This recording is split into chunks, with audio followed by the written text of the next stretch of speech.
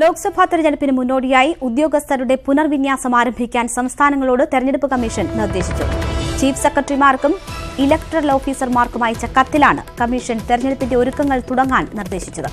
ആന്ധ്രാപ്രദേശ്, അരുണാചൽ, സിക്കിം, ഒഡീഷ നിയമസഭാ തെരഞ്ഞെടുപ്പുകൾക്കുള്ള ഉദ്യോഗസ്ഥതല മാറ്റങ്ങൾ നടത്താനും നിർദ്ദേശമുണ്ട്. തെരഞ്ഞെടുപ്പിന്റെ മുഖ്യ ചുമതല വഹിക്കേണ്ട ഉദ്യോഗസ്ഥർ സ്വന്തം നാടുകളിൽ ജോലി ചെയ്യുന്നുണ്ടെങ്കിൽ അവരെ മാറ്റണം. പോലീസ്, അർദ്ധസൈനിക വിഭാഗങ്ങളുടെ വിന്യാസം സംബന്ധിച്ച നിർദ്ദേശങ്ങളും കമ്മീഷൻ നൽകിയിട്ടുണ്ട്. വിവരങ്ങളുമായി എം ഉണ്ണികൃഷ്ണൻ ചേരുന്നു. ഉണ്ണി, തെരഞ്ഞെടുപ്പ് ഉടൻ എന്ന് കരുതാനാകുന്ന നിർദ്ദേശങ്ങളാണ് തെരഞ്ഞെടുപ്പ് കമ്മീഷന്റെ ഭാഗത്തുനിന്നും ഉണ്ടായിട്ടുള്ളത്. വിശദാംശങ്ങൾ എന്തൊക്കെയാണ്? ജനത സാധാരണ തിരഞ്ഞെടുപ്പ് നടപടികളിലേക്ക് കടക്കുന്നതിന് മുമ്പുള്ള ഉദ്യോഗസ്ഥ പുനർവിന്യാസത്തിനുള്ള നടപടിക്രമങ്ങളാണ് കേന്ദ്ര തിരഞ്ഞെടുപ്പ് കമ്മീഷൻ ഇപ്പോൾ നിർദ്ദേശിച്ചിരിക്കുന്നത്. എല്ലാ സംസ്ഥാന മുഖ്യ തിരഞ്ഞെടുപ്പ് ഉദ്യോഗസ്ഥന്മാർക്കും ചീഫ് സെക്രട്ടറിമാർക്കുമാണ് കേന്ദ്ര തിരഞ്ഞെടുപ്പ് കമ്മീഷൻ കത്തയച്ചിരിക്കുന്നത്. ഈ കത്തിൽ വ്യക്തമാക്കിയിരിക്കുന്നത് ഏതെങ്കിലും ഒരു ഉദ്യോഗസ്ഥർ അവരുടെ സ്വന്തം ജില്ലകളിലോ പ്രദേശങ്ങളിലോ തിരഞ്ഞെടുപ്പ് ചുമതലകളുമായി ബന്ധപ്പെട്ട് പ്രവർത്തിക്കുന്നുണ്ടെങ്കിൽ അവരെ സ്ഥലം മാറ്റണം എന്നുള്ളതാണ്. അങ്ങനെ സ്വന്തം മേഖലകളിൽ അവരെ ഔദ്യോഗികമായ തിരഞ്ഞെടുപ്പ് ചുമതലകൾ നൽകരുത്.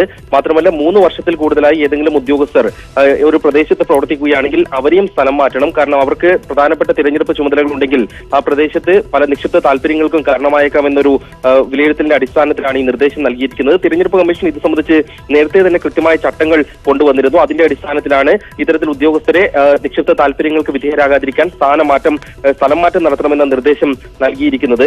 ഇതിൽ പോലീസ് ഉദ്യോഗസ്ഥർ, ഒപ്പം തിരഞ്ഞെടുപ്പിന്റെ നേരിട്ടുള്ള ചുമതലകളുള്ള പ്രിസൈഡിംഗ് ഓഫീസർമാർ, ജില്ലാതലത്തിലുള്ള ഉദ്യോഗസ്ഥർ എന്നിവരൊക്കെ ഉൾപ്പെടും. അത്തരത്തിലുള്ള ആൾക്കാർക്കാണ് ഈ നിക്ഷിപ്ത താല്പര്യങ്ങൾ ഒഴിവാക്കാനുള്ള നടപടികൾ സ്വീകരിക്കേണ്ടതായി ചീഫ് സെക്രട്ടറിമാർക്കും ഒപ്പം സംസ്ഥാന തിരഞ്ഞെടുപ്പ് ഉദ്യോഗസ്ഥന്മാർക്കും തിരഞ്ഞെടുപ്പ് കമ്മീഷൻ നിർദ്ദേശം നൽകിയിരിക്കുന്നത്. ഏതായാലും ഇതിന്റെ ഒരു സൂചന തിരഞ്ഞെടുപ്പിനുള്ള കൃത്യമായ ഒരുക്കങ്ങളിലേക്ക് തിരഞ്ഞെടുപ്പ് കമ്മീഷൻ കടന്നിരിക്കുന്നു എന്ന് തന്നെയാണ്. ഇനി ഏതാണ്ട് മാസങ്ങൾ മാത്രമാണ് തിരഞ്ഞെടുപ്പിന് അവശേഷിക്കുന്നത്. ഈ ഒരു സാഹചര്യത്തിൽ തന്നെയാണ് നടപടി. അർദ്ധസൈനിക വിഭാഗങ്ങളുടെ ലഭ്യത അടക്കമുള്ള കാര്യങ്ങളിൽ കൂടിയാലോചനകൾ തുടങ്ങിക്കഴിഞ്ഞിരിക്കുന്നു കമ്മീഷൻ. എം ഉണ്ണികൃഷ്ണനാണ് വിവരങ്ങൾ നൽകിയത്. കോൺഗ്രസ് അധ്യക്ഷൻ രാഹുൽ ഗാന്ധി നാളെ കേരളത്തിലെത്തും. കൊച്ചിയിലെ റാലിയോടെ യുഡിഎഫിന്റെ തെരഞ്ഞെടുപ്പ് പ്രചാരണത്തിന് ഔദ്യോഗിക തുടക്കമാകും. സ്ഥാനാർത്ഥി നിർണയം ഉൾപ്പെടെയുള്ള കാര്യങ്ങൾ രാഹുലിന്റെ വരവോടെ വേഗത്തിലാകുമെന്ന പ്രതീക്ഷയിലാണ് കോൺഗ്രസ് നേതൃത്വം. മുന്നണിയിലെ ഉഭയകക്ഷി ചർച്ചകൾ ആരംഭിച്ചില്ലെങ്കിലും കോൺഗ്രസ് മത്സരിച്ചിരുന്ന സീറ്റുകളിൽ സ്ഥാനാർത്ഥികളെ സംബന്ധിച്ച പ്രാഥമിക ധാരണകളിൽ നേതൃത്വം എത്തിയതായാണ് സൂചന. രാഹുൽ ഗാന്ധിയുടെ പച്ചക്കൊടി കിട്ടിയാൽ തെരഞ്ഞെടുപ്പ് പ്രവർത്തനങ്ങൾക്ക് വേഗം കൂടും. യുഡിഎഫിൽ സീറ്റിനെ കുറിച്ചോ ഒരു ഉഭയകക്ഷി ചർച്ചയോ തുടങ്ങിയിട്ടില്ല. നാളെ രാഹുൽ ഗാന്ധിയുടെ സന്ദർശനത്തിന് ശേഷം മാത്രമേ യുഡിഎഫ് ഉഭയകക്ഷി ചർച്ചയിലേക്കും സീറ്റ് വിഭജന കാര്യത്തിലേക്കും കടക്കുന്നുള്ളൂ. രാവിലെ നെടുമ്പാശ്ശേരി വിമാനത്താവളത്തിലെത്തുന്ന രാഹുൽ ഗാന്ധി അന്തരിച്ച MI ഷാനവാസ് എംപിയുടെ വീട് സന്ദർശിക്കും. തുടർന്ന് കോൺഗ്രസ് നേതാക്കളുമായി ചർച്ച നടത്തും. ഘടകകക്ഷി നേതാക്കളുമായും രാഹുൽ ഗാന്ധി കൂടിക്കാഴ്ച നിശ്ചയിച്ചിട്ടുണ്ട്. ദേശീയ അധ്യക്ഷന്റെ സന്ദർശനത്തിന്റെ ഭാഗമായി വൻ തയ്യാറെടുപ്പുകളാണ് കോൺഗ്രസ് നടത്തിയിരിക്കുന്നത്. റാലിയിൽ വലിയ വനിതാ പങ്കാളിത്തം ഉണ്ടാവണമെന്ന നിർദ്ദേശവും പാർട്ടി നേതൃത്വം നൽകിയിട്ടുണ്ട്. ന്യൂസ് 18 കൊച്ചി. റഫാൽ ഇടപാട് വീണ്ടും ഉന്നയിച്ച് കോൺഗ്രസ് അധ്യക്ഷൻ രാഹുൽ ഗാന്ധി. മുൻ പ്രതിരോധ മന്ത്രി മനോഹർ പരീക്കറിന്റെ പക്കൽ റഫാൽ രേഖകൾ ഉണ്ടെന്ന് പറയുന്ന ശബ്ദരേഖ ആധികാരികമാണെന്ന് രാഹുൽ അഭിപ്രായപ്പെട്ടു. ട്വിറ്ററിലാണ് രാഹുൽ ഗാന്ധി ഇക്കാര്യം പറഞ്ഞത്. ശബ്ദരേഖ പുറത്തുവന്ന് 30 ദിവസമായിട്ടും കേസെടുക്കാൻ സർക്കാർ തയ്യാറായിട്ടില്ല. കേസെടുത്ത് അന്വേഷണം നടത്തുമെന്ന ഗോവ മന്ത്രി വിശ്വജിത് റാണയുടെ പരാമർശം ചൂണ്ടിക്കാട്ടിയാണ് രാഹുലിന്റെ ട്വീറ്റ്. Party police.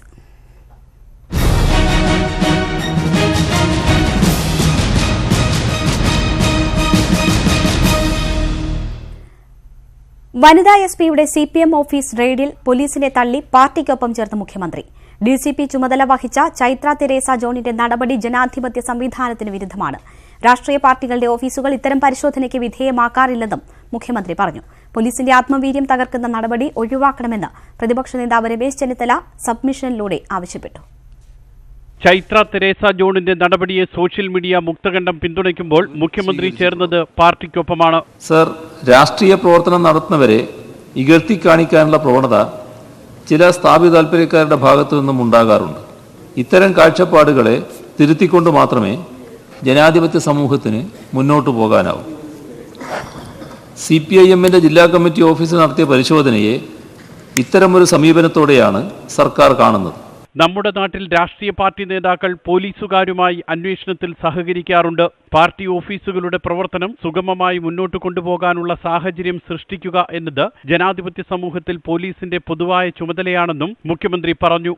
രാഷ്ട്രീയ പാർട്ടികളുടെ നേതാക്കൾ പോലീസുകാരുമായി അന്വേഷണത്തിൽ സഹകരിക്കുന്ന സ്ഥിതിയുമാണ് സംസ്ഥാനത്ത് പൊതുവിൽ നിലനിൽക്കുന്നത്. പാർട്ടി ഓഫീസുകളുടെ പ്രവർത്തനം സുഗമമായി മുന്നോട്ട് കൊണ്ടുപോകുന്നതിന് സഹായകമായ സാഹചര്യം സൃഷ്ടിക്കുക എന്നത് ജനാധിപത്യ സമൂഹത്തിൻ്റെ മുന്നോട്ടു പോക്കിന് അനിവാര്യവുമാണ്. റെയ്ഡ് നിയമപരമായിരുന്നുവെന്ന് ചൂണ്ടിക്കാട്ടിയ പ്രതിപക്ഷ നേതാവ് രമേശ് ചെന്നിത്തല DCPക്കെതിരായ നടപടികൾ പിൻവലിക്കണമെന്നും ആവശ്യപ്പെട്ടു. മുൻ ഇടത് സർക്കാരുകൾ മറിച്ചുള്ള നിലപാടാണ് സ്വീകരിച്ചിട്ടുള്ളതെന്നും അദ്ദേഹം പറഞ്ഞു. സർ, ഇവിടെ 1990 EK നയനാർ മുഖ്യമന്ത്രിയായിരുന്ന കാലത്ത് തിരുവനന്തപുരം CPM ജില്ലാ കമ്മിറ്റി ഓഫീസ് റെയ്ഡ് ചെയ്ത കാര്യം ഞാൻ ഓർക്കുകയാണ്. ഇതിനെ ന്യായീകരിച്ചും റെയ്ഡ് ചെയ്ത പോലീസ് നടപടി അഭിനന്ദിച്ചുകൊണ്ടും EK നയനാർ നിയമസഭയിൽ പോലീസിനെ പ്രകീർത്തിച്ചതും അഭിനന്ദിച്ചതും ഞാൻ ഈ സന്ദർഭത്തിൽ ഓർക്കുന്ന ഒരു കാര്യമാണ് sir. News 18 Thiruvananthapuram. CPM Thiruvananthapuram ജില്ലാ കമ്മിറ്റി ഓഫീസ് റെയ്ഡ് ചെയ്ത SP ചൈത്ര തെരേസ ജോണിന് വീഴ്ച പറ്റിയിട്ടില്ലെന്ന് വകുപ്പുതല അന്വേഷണ റിപ്പോർട്ട്. ചൈത്ര തെരേസ ജോണിനെതിരെ നടപടിക്ക് ശുപാർശ ചെയ്യാതെ ADGP മനോജ് എബ്രഹാം DGP ലോക്നാഥ് ബെഹ്റയ്ക്ക് റിപ്പോർട്ട് നൽകി.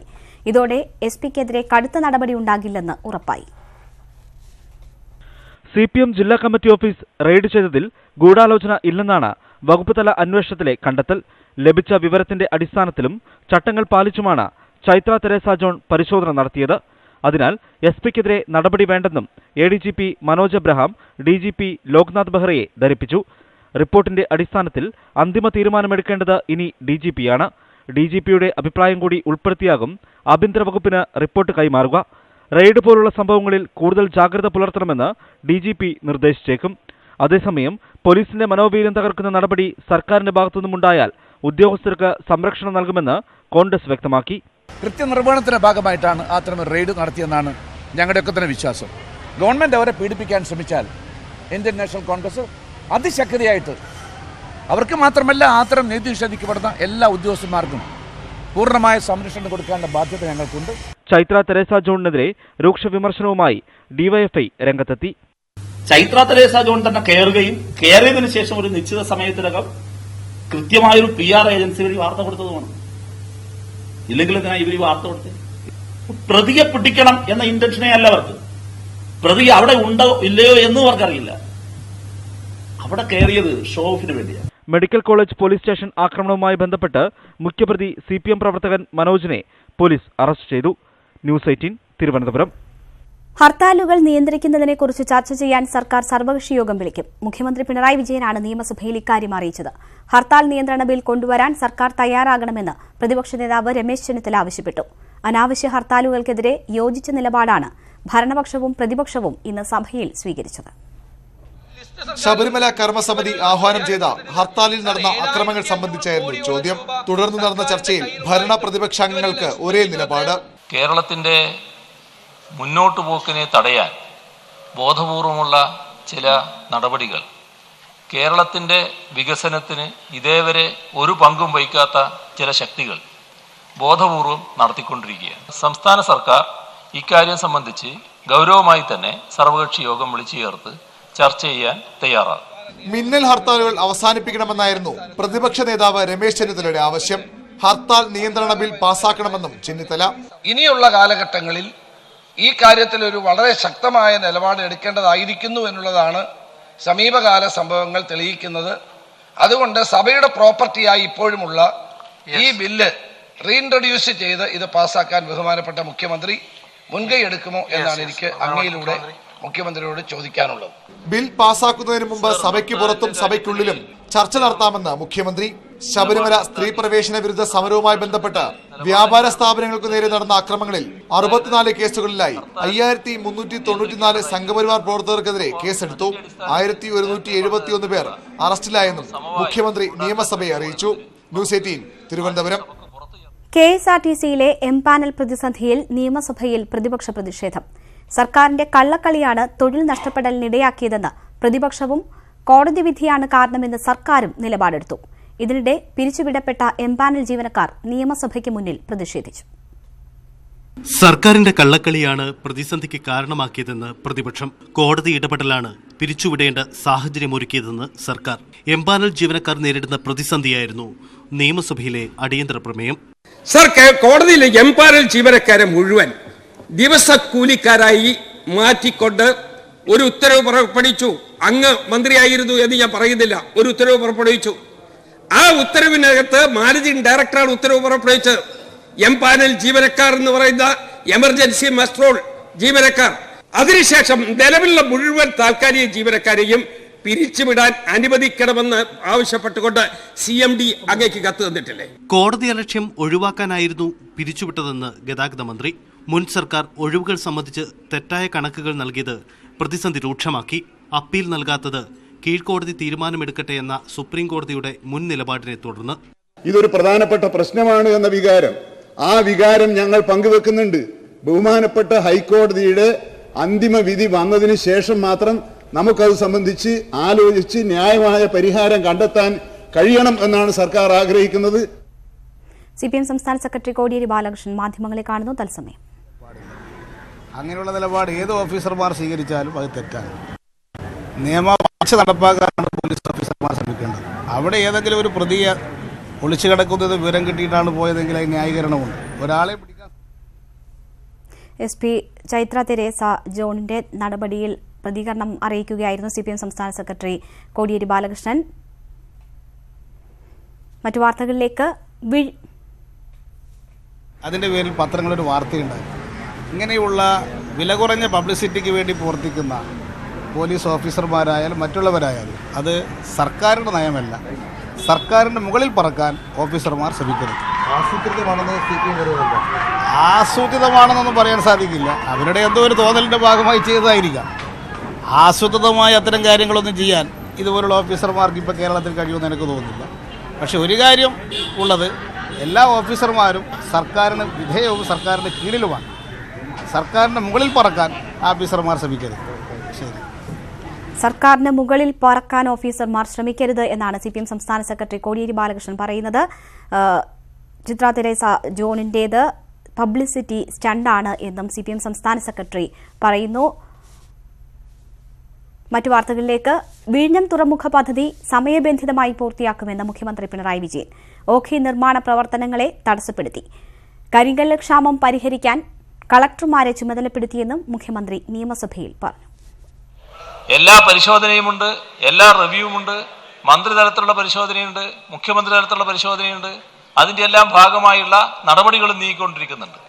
ഈ പാറ സമാഹരിക്കുന്നതിനുള്ള നല്ല പ്രവർത്തനങ്ങൾ പൊതുവെ നടന്നുകൊണ്ടിരിക്കുന്നുണ്ട്. അതുകൊണ്ട് ഒരാശങ്കയും വേണ്ടതില്ല. സമയബന്ധിതമായി തന്നെ ഈ പദ്ധതി പൂർത്തിയാക്കാൻ തന്നെയാണ് നീങ്ങിക്കൊണ്ടിരിക്കുന്നത്. പ്രവേശനം ആവശ്യപ്പെട്ട് കനകദുർഗ നൽകിയ ഹർജിയിലെ വാദം അടുത്ത മാസം 4ലേക്ക് മാറ്റി. നിലവിലെ സാഹചര്യത്തിൽ കനകദുർഗയെ വീട്ടിൽ പ്രവേശിപ്പിക്കാനാകില്ലെന്ന് ഭർത്തൃവീട്ടുകാർ വാദിച്ചു. കുട്ടികൾക്കൊപ്പം കഴിയാനുള്ള അവകാശമാണ് തടയാൻ ഭർത്തൃവീട്ടുകാർ ശ്രമിക്കുന്നതെന്ന് കനകദുർഗ വാദിച്ചു. ശബരിമല ദർശനത്തിനു ശേഷം തിരിച്ചെത്തിയ കനകദുർഗയെ വീട്ടിൽ പ്രവേശിപ്പിക്കാൻ ഭർത്താവോ സഹോദരങ്ങളോ തയ്യാറാകാത്തതിനെ തുടർന്നാണ് കോടതിയെ സമീപിച്ചത്. ഗാർഹിക പീഡന നിയമപ്രകാരം നൽകിയ ഹർജിയിൽ കോടതി വിശദമായി വാദം കേട്ടു. മക്കൾക്കും പ്രായമായ അമ്മയ്ക്കും കനകദുർഗ വീട്ടിലെത്തുന്നത് ഭീഷണിയാണ്. ഇപ്പോഴത്തെ സാഹചര്യത്തിന് താനോ വീട്ടുകാരോ കാരണക്കാരല്ല. സുപ്രീം കോടതി ഉത്തരവിന്റെ കൂടി പശ്ചാത്തലത്തിൽ കനകദുർഗയെ സംരക്ഷിക്കേണ്ട ചുമതല നിലവിൽ സർക്കാരിനാണെന്നും ഭർത്തൃവീട്ടുകാർക്കായി ഹാജരായ അഭിഭാഷകൻ വാദിച്ചു. അവരുടെ ജീവിതവും അവർക്ക് സമാധാനവും സ്വസ്ഥതയും ഒക്കെ അല്ലേ അവരെ വീട്ടിൽ വേണ്ടത്. അതുകൊണ്ട് അവർക്ക് ഈ ഒരു പരിധി, നിയമത്തിന്റെ പരിധിയിലുള്ള പരിരക്ഷ കിട്ടാൻ ഇവർക്ക് അർഹതയില്ല എന്ന ന്യായമായ വാദമാണ്, നിയമപരമായ വാദമാണ് കോടതി നടത്തിയത്. ശബരിമല ദർശനത്തിന്റെ പേരിൽ അമ്മയെന്ന അവകാശം പോലും ചോദ്യം ചെയ്യുകയാണ്. തനിക്കും ഭർത്താവിനും കൌൺസിലിംഗ് നൽകണമെന്നും വീട്ടിൽ പ്രവേശിക്കുന്നതിന് സാഹചര്യമൊരുക്കണമെന്നും കനകദുർഗ അഭ്യർത്ഥിച്ചു. കനകദുർഗ മാധ്യമങ്ങളോട് പ്രതികരിക്കാൻ തയ്യാറായില്ല. കേസിന്റെ തുടർവാദം അടുത്ത തിങ്കളാഴ്ചത്തേക്ക് മാറ്റിയതോടെ പെരിന്തൽമണ്ണയിലെ വൺ സ്റ്റോപ്പ് സർക്കാർ അഭയകേന്ദ്രത്തിൽ കനകദുർഗയുടെ വാസം നീളുകയാണ്. കഴിഞ്ഞ തിങ്കളാഴ്ചയാണ് കനകദുർഗയെ വൺ സ്റ്റോപ്പ് സെന്ററിലേക്ക് മാറ്റിയത്. ന്യൂസ് 18 മലപ്പുറം. ISRO ചാരക്കേസിൽ നമ്പി നാരായണനെ കുടുക്കിയ ഉദ്യോഗസ്ഥർക്കെതിരായ നടപടി നിശ്ചയിക്കാനുള്ള ജസ്റ്റിസ് DK ജെയിൻ കമ്മിറ്റിയുടെ പ്രവർത്തനം തുടങ്ങുന്നു. അന്വേഷണ ഉദ്യോഗസ്ഥരായിരുന്ന CB Mathew, KK Joshua, S Vijayan എന്നിവർക്ക് ഉടൻ നോട്ടീസ് അയക്കും. ആവശ്യമെങ്കിൽ കേരളത്തിലും സിറ്റിംഗ് നടത്തുമെന്ന് സമിതി ഉന്നത വൃത്തങ്ങൾ ന്യൂസ് 18നോട് പറഞ്ഞു. ISRO ചാരക്കേസിൽ വ്യാജ തെളിവുകളുണ്ടാക്കി നമ്പിനാരായണനെ കുടുക്കിയ അന്വേഷണ ഉദ്യോഗസ്ഥർക്കെതിരായ നടപടി നിശ്ചയിക്കാൻ സെപ്റ്റംബർ 14-നാണ് റിട്ടയർഡ് ജസ്റ്റിസ് DK ജെയിൻ അധ്യക്ഷനായ കമ്മിറ്റിയെ സുപ്രീംകോടതി ചുമതലപ്പെടുത്തിയത്. തുടർന്ന് ആഭ്യന്തര മന്ത്രാലയം കേന്ദ്ര സംസ്ഥാന പ്രതിനിധികളെ ഉൾപ്പെടുത്തി സമിതി രൂപീകരിച്ച് ഉത്തരവിറക്കി. ആഭ്യന്തര മന്ത്രാലയം മുൻ ഉദ്യോഗസ്ഥൻ BK പ്രസാദാണ് കേന്ദ്ര പ്രതിനിധി. Additional chief secretary VS Senthil സംസ്ഥാന പ്രതിനിധിയും. ഏതാനും അടിസ്ഥാന സൗകര്യങ്ങൾ മാത്രമാണ് ഇനി ലഭിക്കാനുള്ളതെന്നും 2 ആഴ്ചയ്ക്കകം സിറ്റിംഗ് തീയതി നിശ്ചയിക്കുമെന്നുമാണ് സമിതി വ്യക്തമാക്കുന്നത്. വീഴ്ച വരുത്തിയെന്ന ആരോപണം നേരിടുന്ന സിബി മാത്യൂസ്, KK ജോഷുവ, വിജയൻ എന്നിവർക്ക് സമിതി ഉടൻ നോട്ടീസ് അയക്കും. നടപടികൾ വേഗത്തിലാകുന്നതിൽ പ്രതീക്ഷയുണ്ടെന്ന് നമ്പിനാരായണൻ പറഞ്ഞു. അവർ തുടങ്ങിയിട്ടുണ്ടെങ്കിൽ വലിയ സന്തോഷം. കമ്മിറ്റിയുടെ പണി very good, very nice. I am very happy. ഉദ്യോഗസ്ഥരുടെയും നമ്പിനാരായണന്റെയും വാദം കേൾക്കാൻ കേരളത്തിലും ഡൽഹിയിലും സിറ്റിംഗ് നടത്തുന്ന കാര്യം സമിതി പരിഗണിക്കും.